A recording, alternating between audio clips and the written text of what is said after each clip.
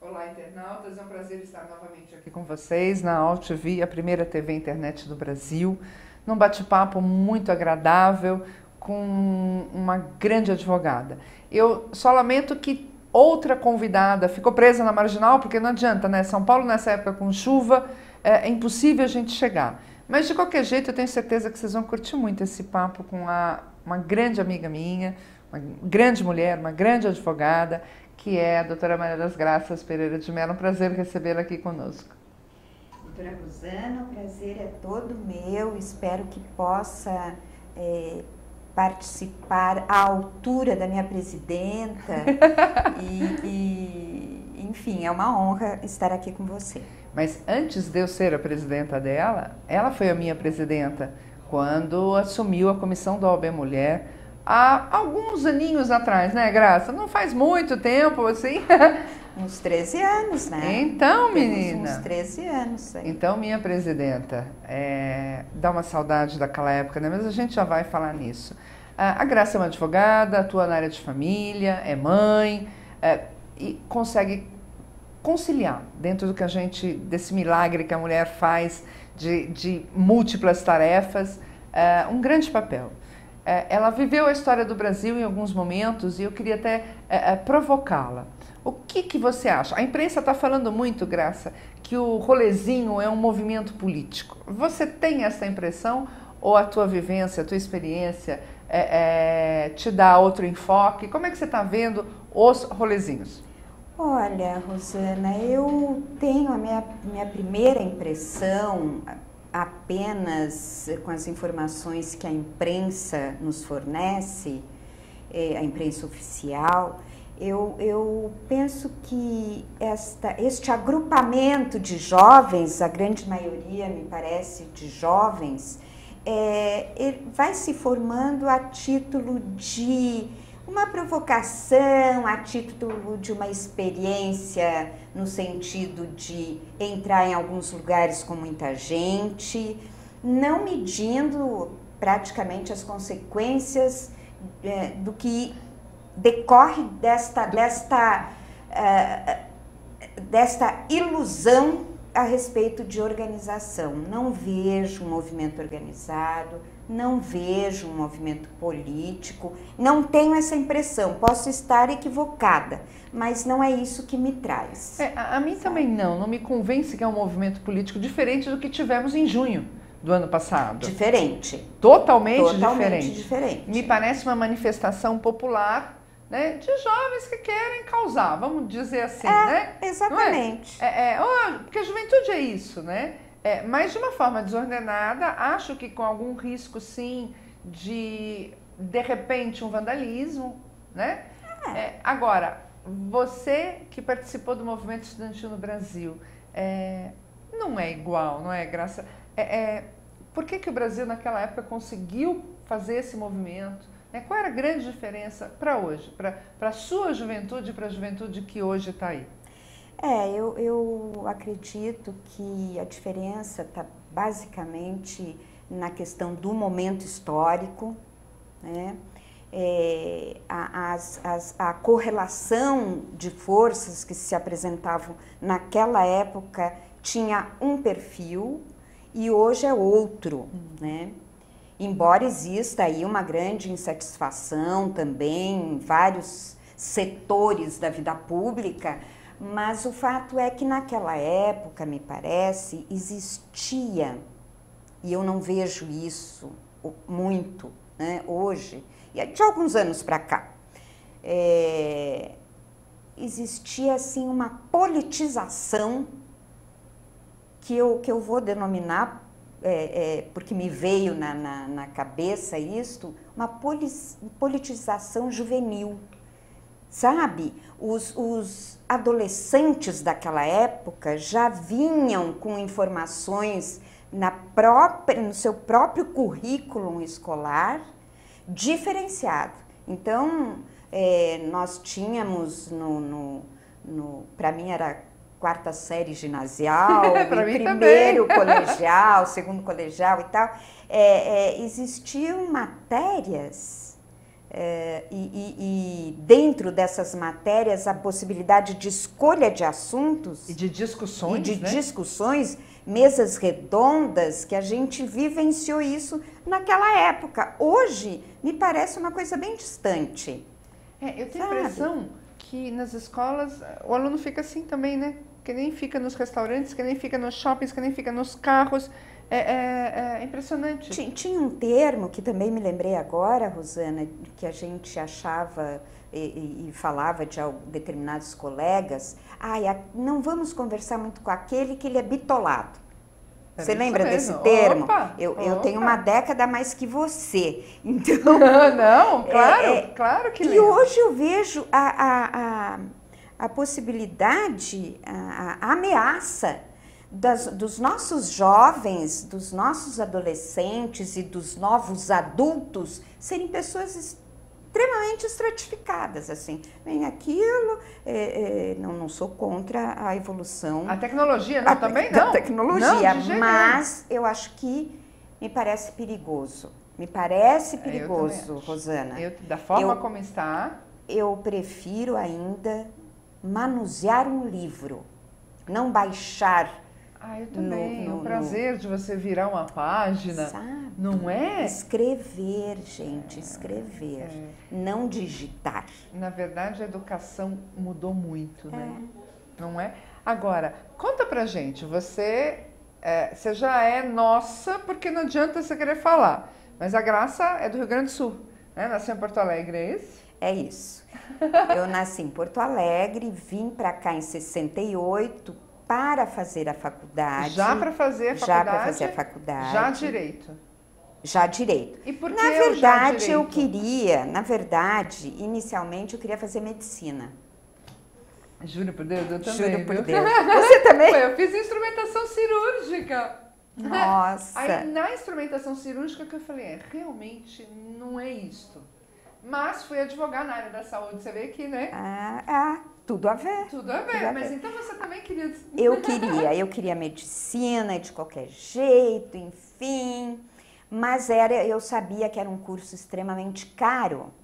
Sim. E tudo tem, nós, aqueles jovens de lá, penso que os jovens de hoje também, a gente tem que ver a possibilidade de viabilizar os nossos estudos, sim. Né? Então, eu, apesar de ter uma simpatia enorme pela medicina, eu resolvi prestar direito. Por que eu resolvi prestar direito? Eu quero saber. Então, o meu pai era delegado de polícia.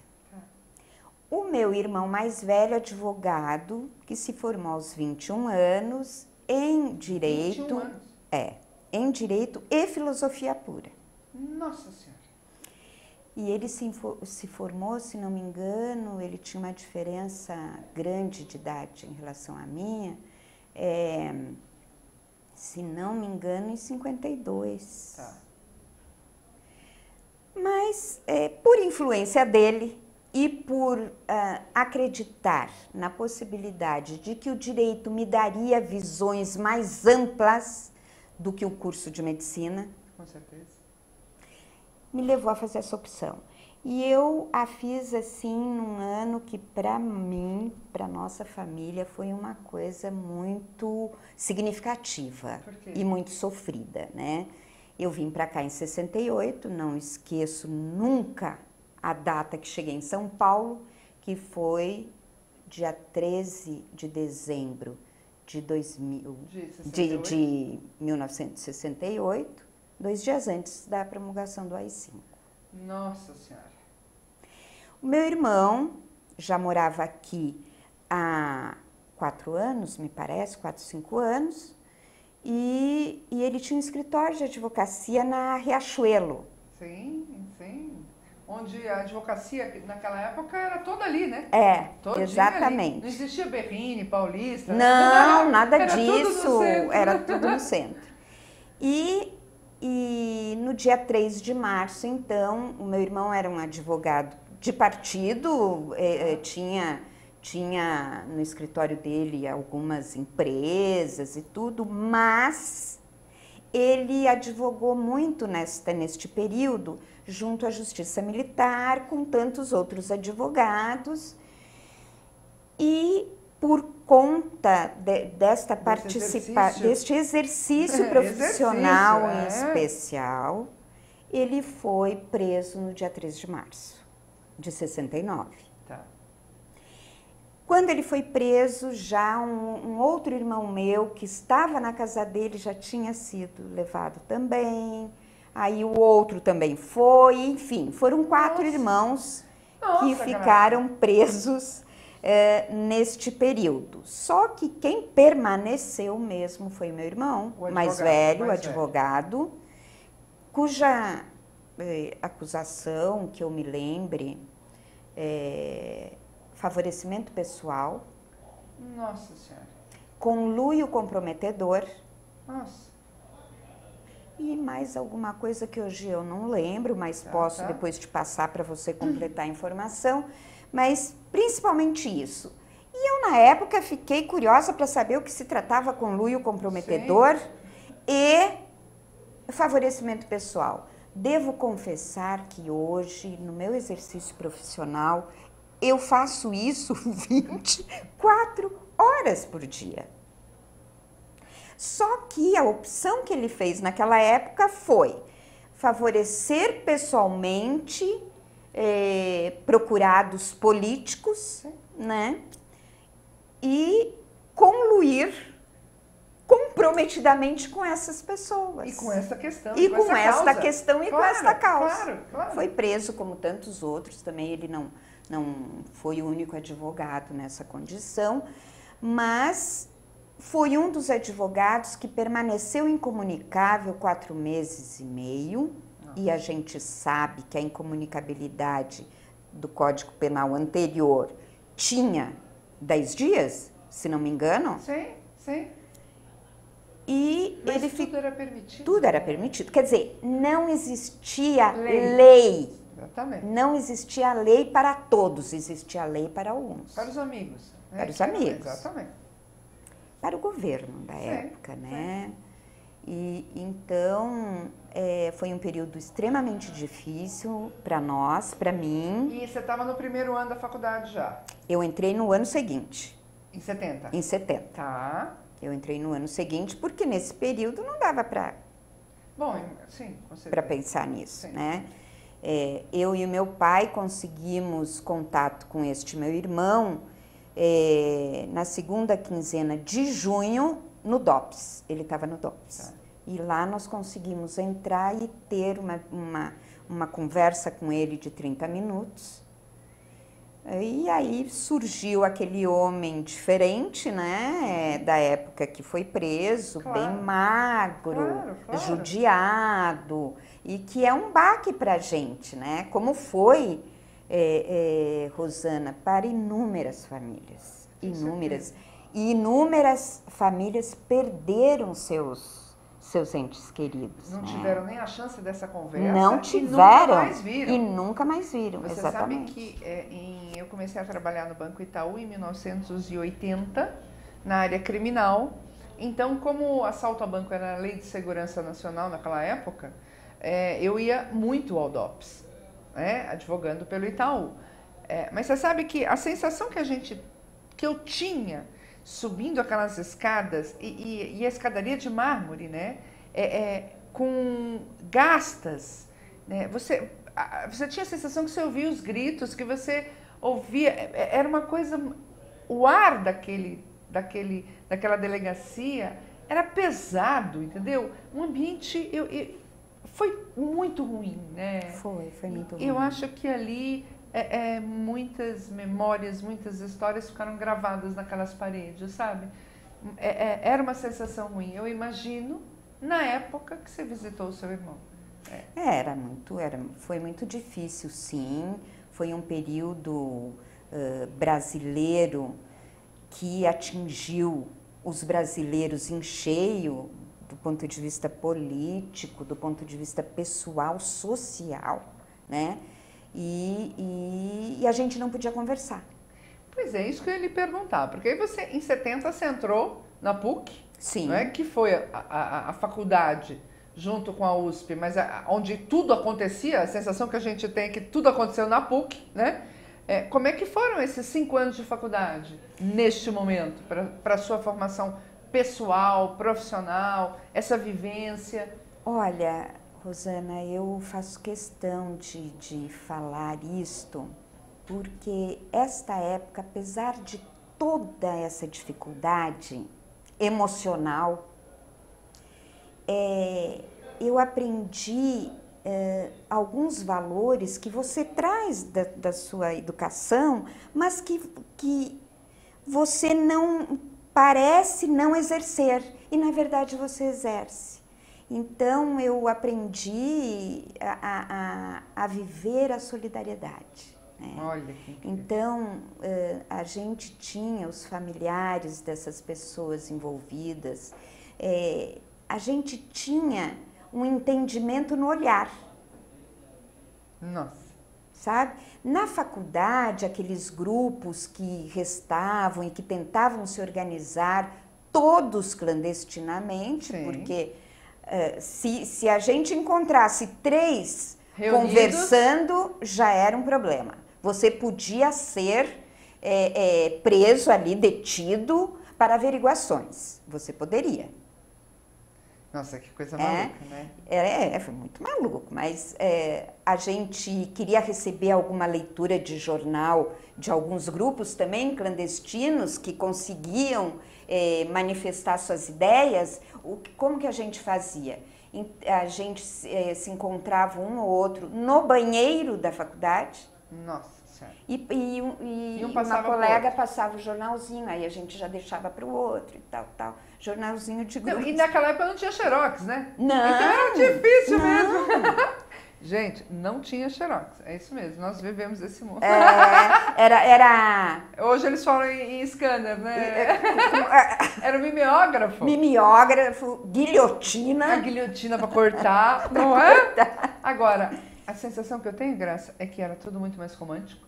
A sensação que eu tenho é que o profissional que surgiu nesse momento, nessa época, e mesmo os professores viraram melhores profissionais até do que hoje. Porque hoje a sensação que você tem visitando as faculdades é que eles querem escolher o que vão aprender, né? Eles não querem ter o conhecimento amplo do direito.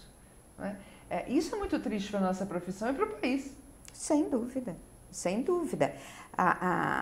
E reflete nos movimentos sociais. Exatamente. Esta superficialidade dos nossos estudantes, dos nossos futuros colegas, Sim, hoje, sim.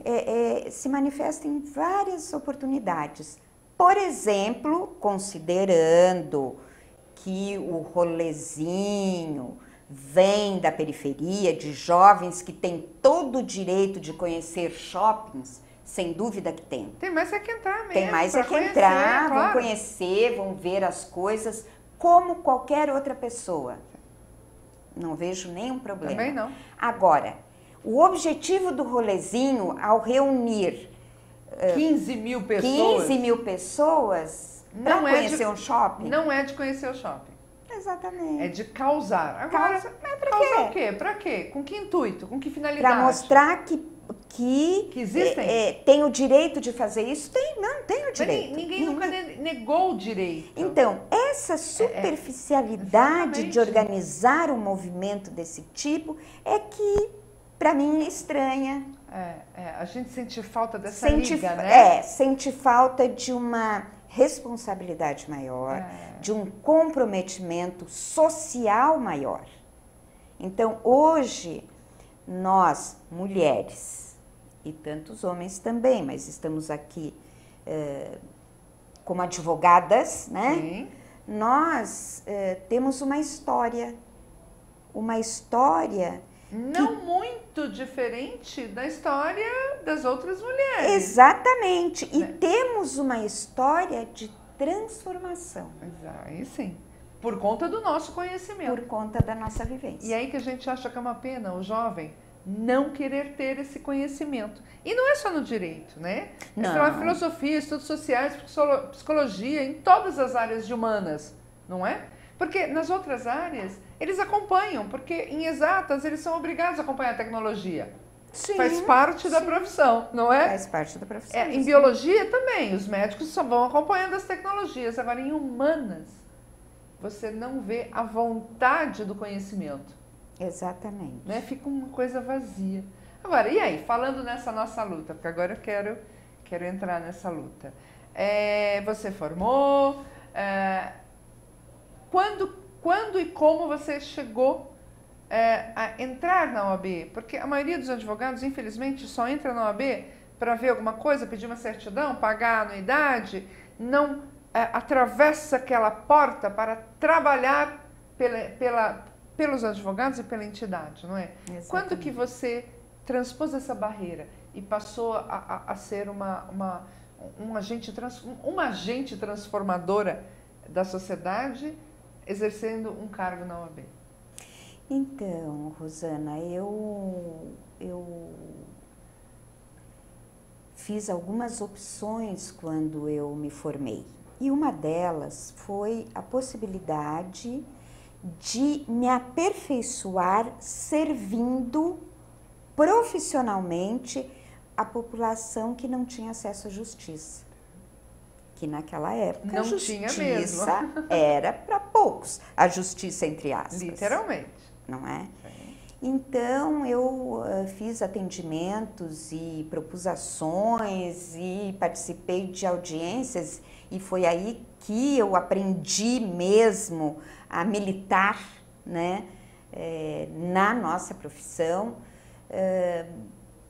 Eu fui, de certo modo, voltando esse meu atendimento para a mulher, que foi uma coisa assim, não tão natural, mas ao mesmo tempo um pouco natural. Eu fui percebendo que eu queria defender a mulher na sua vida cotidiana, porque eu entendia, pela história da mulher, pela história das nossas mães, né? A minha mãe era uma dona de casa. A minha também. Né? Que teve acesso à educação formal até o 4º ano primário, mas era uma mulher inteligentíssima, com uma cultura muito boa. Como assim? Né? Uma pessoa que formalmente consegue estudar até determinado ano, poucos anos, mas ao mesmo tempo ter uma cultura extraordinária. Né? Pode. Claro que pode. E a sabedoria do povo brasileiro nos ensina a militar na nossa profissão. É um dos agentes transformadores da nossa atuação. Né? Então, eu, em 78, me lembro bem, 1978, a convite da minha cunhada, que então era uma advogada, vamos num evento na OAB, organizado por mulheres advogadas. Em 79? 78, 79. Tá. Eu nunca tinha participado de nada da OAB. E fui, e me encantei com as discussões. Tá. Me encantei com as discussões e de lá para cá... Essa primeira reunião que você foi, muitas mulheres advogadas, poucas? Muitas, eu diria que, sim, às vezes 50, às vezes 80, bastante. Eu achei, assim, uma discussão encantador, advogadas que se colocavam como feministas. E o que me chamou a atenção também, eu queria saber o que era isso. A advogada, gente, nós advogadas somos pessoas extremamente curiosas. Sim. Não tenha dúvida. Tem gente que até reclama, né? Para de ser tão curiosa. Extremamente curiosas. Acho que somos um pouco teimosas, mas somos mulheres combativas, muito combativas. E por conta disso, compreensivas também. Também, Não é? também existe uma característica, posso me colocar dessa forma, que é ouvir ouvir e concluir. Exatamente. Né? Então, isso a gente aprende ao longo da vida mesmo. No meu caso, eu aprendi ao longo da vida e muito agradeço às advogadas que me antecederam, mulheres fantásticas, mulheres que me ensinaram muito, né? E vou declarar uma coisa para vocês, que apesar de eu ter uma década a mais, não vou confessar isso de novo, mas uma década a mais da minha presidenta, o fato é que aprendi muito com esta mulher.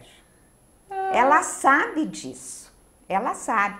É uma pessoa para mim e que me ensinou a encarar um pouco isto. É uma coisa denominada persistência, Rosana. Eu acho que assim, você é o Oscar, sabe? E essa persistência que te leva a conquistar inúmeras coisas. Especialmente na questão da tua atividade profissional. As tuas conquistas que trouxeram um alento para a nossa profissão, na questão do consumidor, soluções encontradas que têm a ver com uma persistência na luta em busca daquela conquista. Então, eu aprendi muito com você. Imagina, mas você está esquecendo que quando eu entrei na OAB, alguns anos depois de você, imagina, eu era recém-formada, estava grávida e também era tudo novo. Essas discussões para mim, eu falei, nossa, também o que é o feminismo? A mesma coisa, você vê? Né? Por isso que eu acho que a gente precisa começar essa discussão antes, né? Sim. Né? Para as meninas de hoje. Mas eu lembro, eu ali, né, menininha recém-formada, barriguda, e ouvindo vocês construindo, quando eu entrei, a comissão da OAB Mulher. Que hoje, para muita gente, é algo banal, talvez, mas naquela época não era? Então, estas conquistas nossas, de todas as advogadas, têm a ver com o momento histórico de cada época, né? Então, não sei se foi a primeira que eu participei em 78, 79, o presidente da OAB na época era Márcio Tomás Bastos, que é uma pessoa muito flexível, muito aberta, enfim. Sim, um grande advogado, foi presidente da OAB São Paulo, do Conselho Federal. Exatamente. Não tem como. Então, eu participei deste evento e percebi que eu não precisava bater na porta da OAB São Paulo, da OAB do Brasil. Bastava eu entrar, porque é a minha casa. Exatamente. É a minha entidade. O que eu estava fazendo fora dela? Exatamente. Não é? Ela prestava, como presta, cursos, inovações, biblioteca, enfim. Eu não via a distinção de grupos. Não, era a advocacia, Era a advocacia. Exatamente. Entendeu? Mas eu vou chutar nessa época, 79, 80, se em 86, São Paulo, o Estado tinha 85 a 90 mil advogados, 6 anos depois, vamos colocar que tivesse entre 75 mil advogados no Estado de São Paulo, né? E esse é um número bruto, né? Você tem que tirar quem não milita e tal. Sim. Tinham 90 subseções pelo Estado, né?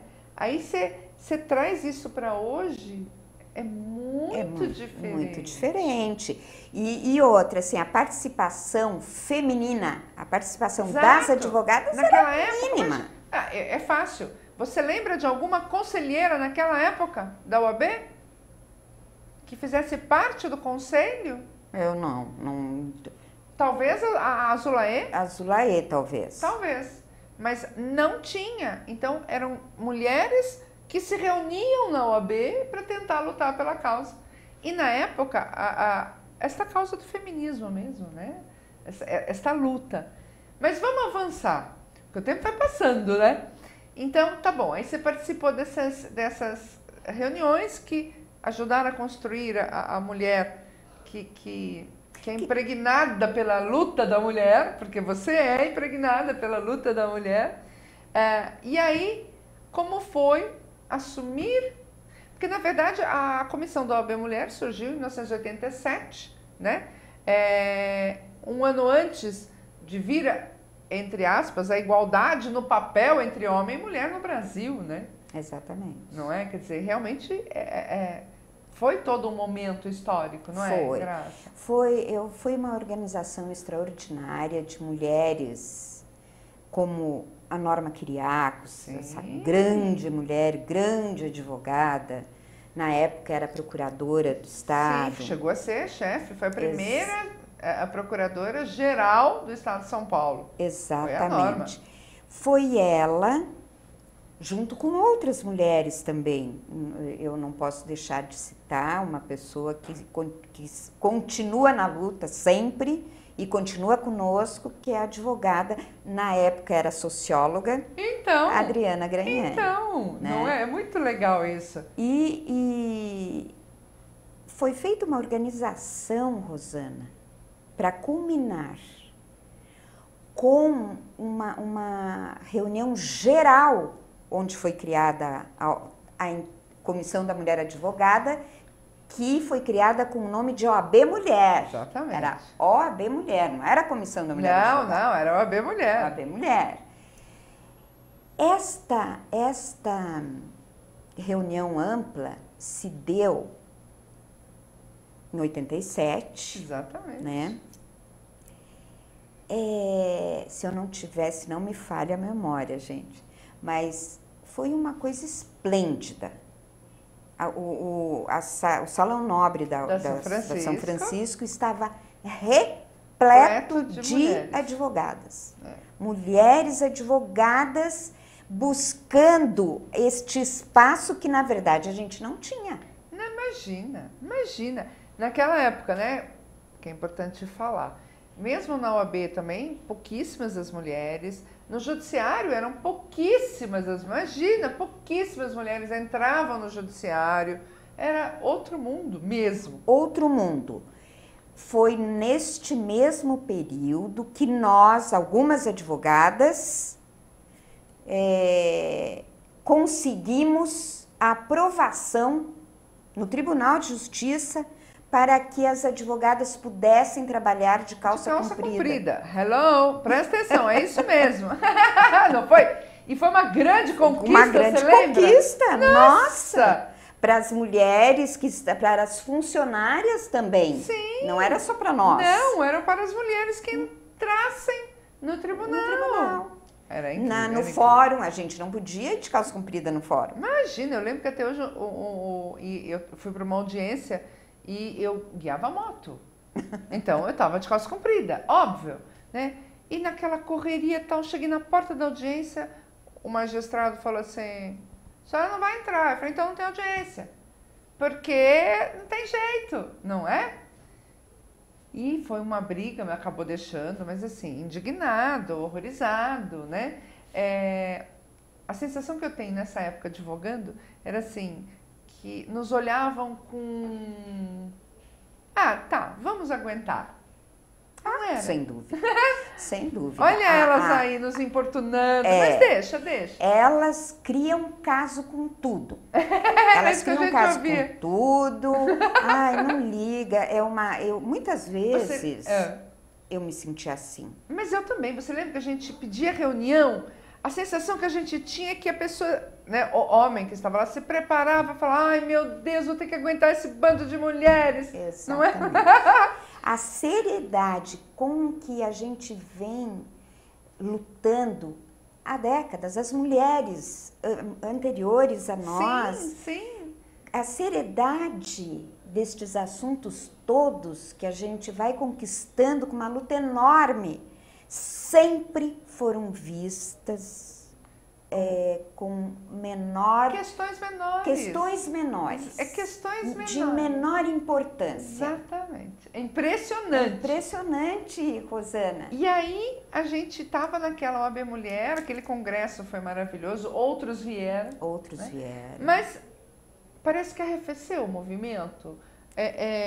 Não necessariamente só a OAB Mulher, mas a sensação que eu tenho, posso estar errada, que após a Constituição Federal, após a igualdade está aí, parece que criou-se uma hipocrisia de que não há mais desigualdade, arrefeceu-se um pouco a luta,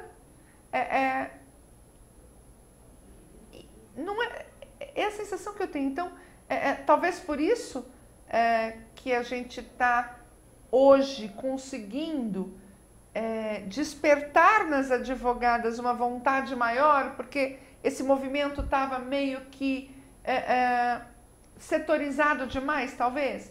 Porque quando a gente posta a notícia da nossa associação na mídia social, você percebe um alvoroço das advogadas que, se esse espaço já tivesse ocupado, não teria. Exatamente. Eu vejo, Rosana, assim, a brilhante ideia desta organização. Quando, isso tem uma década, penso, um pouquinho mais, talvez, a OAB Mulher, que depois se transformou em Comissão da Mulher Advogada, foi perdendo os seus objetivos. Talvez por não enxergar com clareza todos os momentos. Não acompanhar. Não houve um acompanhamento lógico, de opção, de atuação política na própria entidade, foi perdendo suas características, em especial de organização. Tá. Por quê?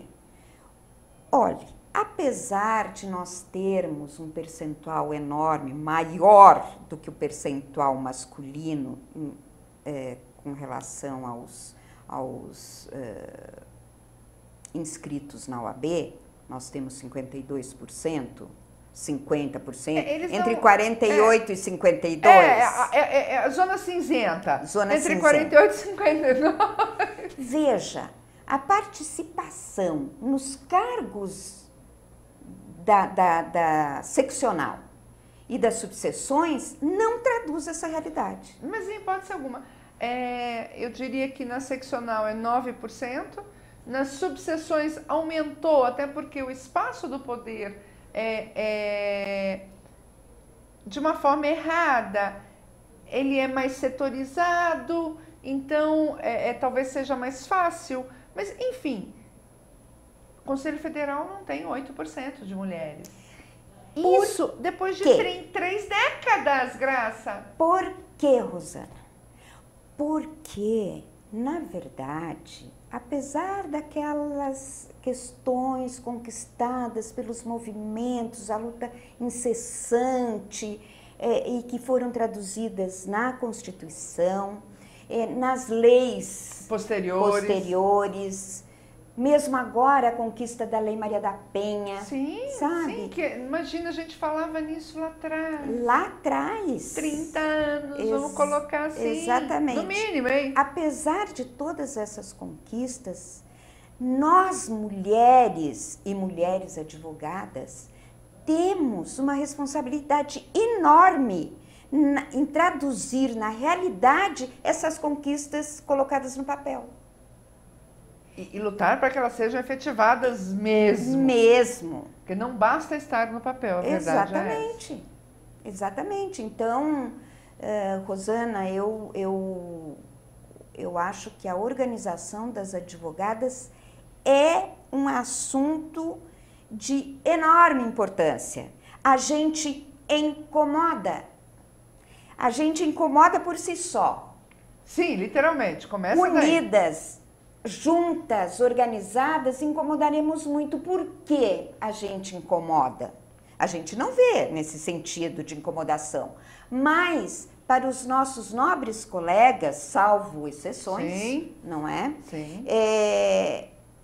A gente vai mudar as coisas que estão estratificadas nos seus diversos níveis. E discutindo essas questões que sempre se taxou de menores. Sempre se taxou de menor. E que não são menores, não é? Você veja você, hoje mesmo eu recebi da minha mãe um abaixo-assinado por conta daquela moça que foi obrigada a casar, foi estuprada, lá no Paquistão, me parece. E a gente recebe essas notícias todos os dias. Ou seja, nós não estamos falando só de advogada com seus problemas de advogada, não é, Graça? Não, não. Não, porque temos problemas sim. Sim, Né? Ainda hoje em audiência, infelizmente, colegas eventualmente chamam a jovem advogada de ô filha, não é? Ô doutorinha, né? Então, não é só disso que nós estamos falando, isso chama-se prerrogativa. Mas nós queremos debater questão de gênero, não só na advocacia. Também na medicina, eu acho que as mulheres têm que se unir, sim. Sim. As engenheiras, você imagina as engenheiras. Não é verdade? Mas pautar o quê? Os grandes temas da mulher, que para mim permanecem ainda os mesmos, e com notícias de que a violência à mulher está aumentando. Exatamente, o que é muito temeroso. Quer a violência no ponto de vista privado, quer no público. Sim. Olhe bem, como advogada, me lembro agora de um episódio que eu atravessei eu mesma. Fui fazer uma audiência alguns anos atrás, não vou dar nomes de ninguém, mas enfim, eu fui fazer uma audiência na defesa de uma mulher que estava separada há muito tempo e cujo marido foi embora, sumiu, lugar incerto e não sabido. As citações todas foram preenchidas devidamente do ponto de vista processual e era essa a situação. Fomos para a audiência, oitiva de testemunhas. Foi no fórum de Guarulhos, não, de São Bernardo. Tá. Aí cheguei lá com a minha cliente, entramos, fomos chamadas, entramos. O juiz devia ter uns 25, 26 anos, estava escrevendo alguma coisa, não sei, não levantou o olhar, nós nos sentamos, eu sentei do lado dele e tinham dois advogados que entraram para Da parte contrária, provavelmente? Não, para despachar. Não sei para quê, mas enfim, esses dois colegas viram isto. Ah, tá. E não tinha ninguém, só o promotor. Tá. Que levantou e saiu. Ah. E nós ficamos, eu, a minha cliente e o juiz escrevendo, considerando a idade, percebeu? Sim. Acho importante falar isso. Eu também não acho. Não é demérito nenhum, demérito, ao contrário, provavelmente uma pessoa extremamente inteligente, mas não tem a vivência e o preparo, sabe, para enfrentar qualquer que seja a audiência na área da família. Não tem. Tanto não tem que ele solicitou para mim dar andamento ali na audiência, porque eu sabia o que devia fazer. Ah, que bom. Então, veja, eu acho isso uma violência. Contra mim, profissional do direito, tanto quanto ele, e para minha cliente, que estava resolvendo uma questão de ruptura da sociedade conjugal. Então... É muito legal. Quando a gente fala de violência, se pensa na violência física, né? E é muito difícil para a maioria dos homens entender que a violência para as mulheres não é só física. Não. Então, quando você traz o seu relato, fica muito claro. E é de uma sutileza ímpar, né? Mas ela existe, não é, Graça? Existe a todo momento. Claro que as advogadas mais jovens devem ter experiências mais significativas, inclusive, com relação à discriminação, né? Essas atitudes que geram a diferença, né? Que geram o preconceito com relação à atividade da mulher advogada, porque do homem advogado é muito difícil acontecer uma situação desse tipo. Pode ser alguma. Né? Mas, enfim, eu acredito que nós, mulheres advogadas, devemos estar organizadas sempre em prol da sociedade. Em prol da sociedade. O nosso tempo está acabando. Você vê como voa, voa. Então é assim, vou te dar, fale à vontade como secretária da Associação das Advogadas Estagiárias e Acadêmicas do Estado de São Paulo. Com toda a sua experiência, com toda a sua vivência, sabedoria, eu queria que você desse um recado à jovem advogada. Não, a toda advogada, porque eu tenho encontrado advogadas formadas há mais tempo do que eu e elas falam, chegou a hora, não é? Então, eu acho que assim, é um pleito nosso.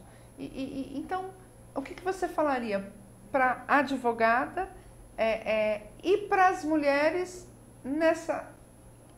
que sofrem, que estão sofrendo, né? Que esperança você dá agora com a nossa associação? Porque vontade de ideia nós estamos com um monte, não é, Graça? Sem dúvida. Eu penso que, como secretária da associação, eu também estou aqui para aprender.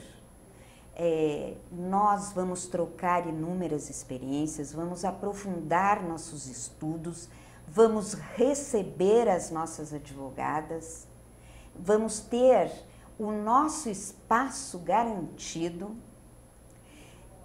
E mais do que isso, nos fortalecer para conquistas de inúmeras questões que nós temos, de participação, de igualdade, de possibilidades, de busca de adequação das lutas sociais das mulheres num contexto social mais amplo, e no nosso contexto de advogadas, e dizer a todas nós, e digo para mim também, que é extremamente prazeroso hoje nós termos conquistado esse espaço que é nosso, cuja transformação é latente, e a seriedade, o compromisso traduz na vida de todas nós, sem exceção, que trazem para esta associação o seu conhecimento e a sua aprendizagem diante das novas advogadas, das estagiárias, das dificuldades, das conquistas, dos avanços e especialmente do conhecimento. E hoje eu acordei, Graça, e me veio na cabeça, né? Qual vai ser, eu acho que a primeira luta nossa, já que também está no nosso objetivo o empoderamento das mulheres nos espaços políticos, vamos pensar, e fica lançada aqui a ideia até para você, né, minha secretária, para a gente debater, mas se nós queremos um espaço igualitário dentro da Ordem dos Advogados do Brasil, na ocupação dos espaços, talvez vai caber a nós, porque nós é que somos transformadoras, né, entrarmos com uma ação para exigir que a OAB aplique a lei eleitoral. É uma excelente ideia. Não é? Quem sabe? É uma busca. E é legítimo. E é legítimo. Porque a lei eleitoral está aí para ser seguida, né? Exatamente. É algo a pensarmos. Pensar com carinho. Não é? Eu quero agradecer. É uma pena que já acabou. Graça, é muito gostoso estar com você. Você é muito rica de história. Gente, ela é o bom senso desse grupo de mulheres, porque ela tem uma perspicácia, uma tranquilidade, uma serenidade, um bom senso, que a hora que ela fala assim, com esse jeitinho dela, todo mundo para, ouve e acolhe, claro, né? Muito bom estar aqui com você. Parabéns pela mulher que você é, pela mulher que você se tornou, pela história que você já criou, porque outras virão, não é? Sem dúvida. E eu também aprendi demais com você, demais, mesmo, adoro você, de paixão. Rosana. Obrigada, de paixão. Rosana. A vocês, um final de semana maravilhoso, vamos ter chuva sim, mas vamos ter muito sol, cuidado, não abusem muito, né, óbvio, e semana que vem aqui estaremos novamente. E vamos ter novidade, viu? A gente está abrindo a Tribuna do Consumidor Itinerante. Não só continuarei recebendo meus convidados aqui, mas eu vou atrás de convidados. Aguardem. Um grande abraço e até semana que vem.